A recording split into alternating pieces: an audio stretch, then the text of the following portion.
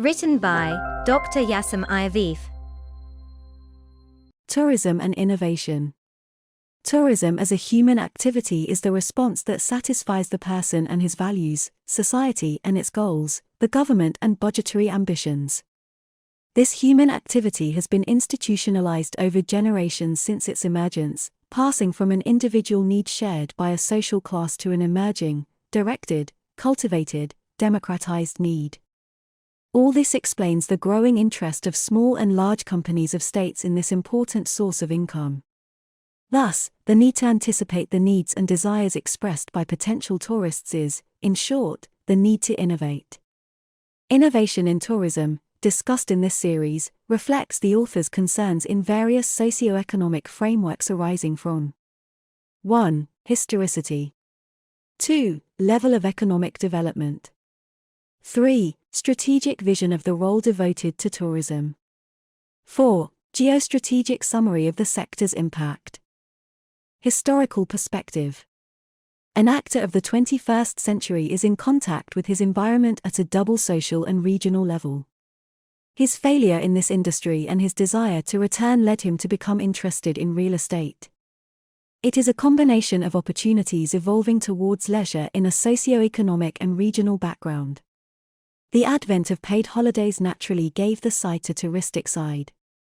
So much so that we can say that it is the actor's cognitive interaction with his environment that determines not only the choice of sectors of activity, but also the choice of innovative productions that allow his company to ensure the autopoietic evolution. Level of economic development. While the concept of tourism, which emerged in the West, was very quickly taken over by developing countries as a way and tool of development strategies, it continued to be an increasingly important sector of the economies of developed countries. The asymmetrical development of the sector has been observed, with large groups on the one hand and a large number of small operators on the other. Local private operators are at the center of discussions on the fight against impoverishment and sustainable development.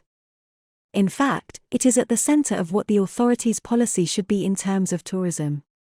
This allows them to develop activities fairly in terms of motivation, training and support, local players and financial innovation. It is a bias that seems more likely to ensure that tourism issues are allocated to the population. The tourism sector is a vital sector for the country's economy. Likewise, they say it would be wise to limit it to the powers of developing countries by questioning in the consumer relationship management approach. A place that remains the first tourist destination and the first market deserves the development of a strategic watch tool that will also be a source of communication innovation. Observing asymmetric development reflects the issue of measuring the economic effects of international tourism on destination countries.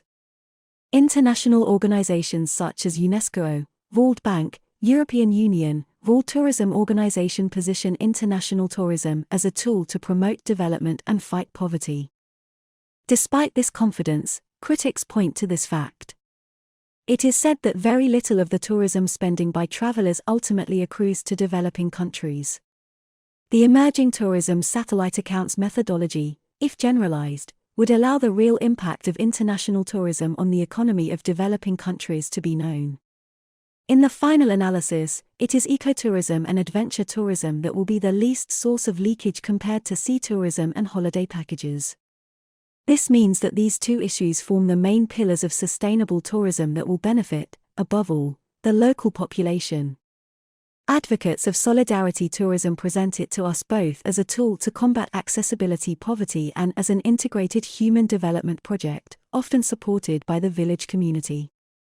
Solidarity tourism integrates ideals with strong cosmic resonance into a common economic process.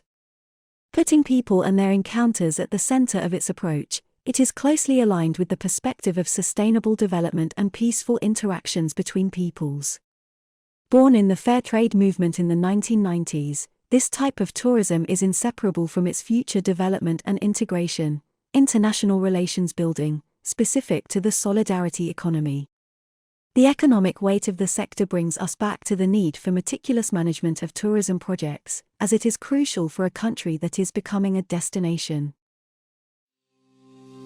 Written by Dr. Yaşam Ayavefe.